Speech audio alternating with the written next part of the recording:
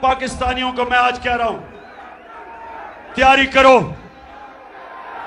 تیاری کرو آپ سب.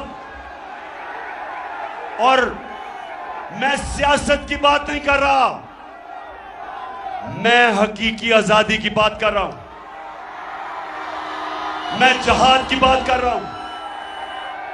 میں اس پاکستان کی بات کر رہا ہوں جو میرے لیڈر قائد اعظم نے جدوجہد کی، اور میرا جو نظریاتی لیڈر علامہ اقبال کی جو سوچ تھی. اس پاکستان کو اگر ہم نے، وہ پاکستان جس نے ایک عظیم قوم بننا تھا، جدھر دنیا میں ہر پاسپورٹ کی عزت ہونی تھی، جس کا نعرہ تھا کہ پاکستان کا مطلب کیا؟ لا الہ الا اللہ. اے اللہ، تیرے سوا ہم کسی کے سامنے نہیں جھکتے، ہم کسی امریکی کے سامنے نہیں جھکتے، ہم کسی ڈاکو کے سامنے نہیں جھکتے، ہم خوف کے بت کے سامنے نہیں جھکتے. کوفہ کے لوگوں کو پتا تھا کہ حضرت امام حسین رائے حق پہ تھے. کوفہ کے لوگ جانتے تھے، لیکن یزید کے خوف کی وجہ سے نکلے نہیں. اور اسلام کی تاریخ کا سب سے برا ثانیہ ہوا، سب سے تکلیف دہ واقعہ ہوا، کیونکہ لوگ ڈر گئے، خوف زدہ ہو گئے،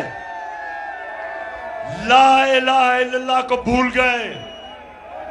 بجائے اللہ کہ تیرے سوا ہم کسی کے سامنے نہیں جھکتے، خوف کے بت کے سامنے جھک گئے اور ظلم ہوا.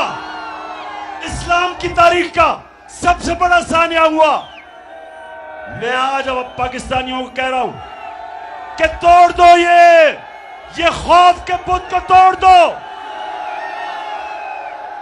یہ جو ٹیلی فون آتا ہے جی گمنام نمبر سے دھمکیاں دینے کے لیے، واپس دھمکیاں دو ان کو. جو ڈراتا ہے واپس ڈراؤ اس کو. جو مسٹر ایکس اور مسٹر وائی لوگوں کو دھمکیاں دیتے ہیں، واپس دھمکیاں دو ان کو. یہ ہوتے کون ہیں؟ یہ ہوتے کون ہیں آپ کو ڈرانے والے؟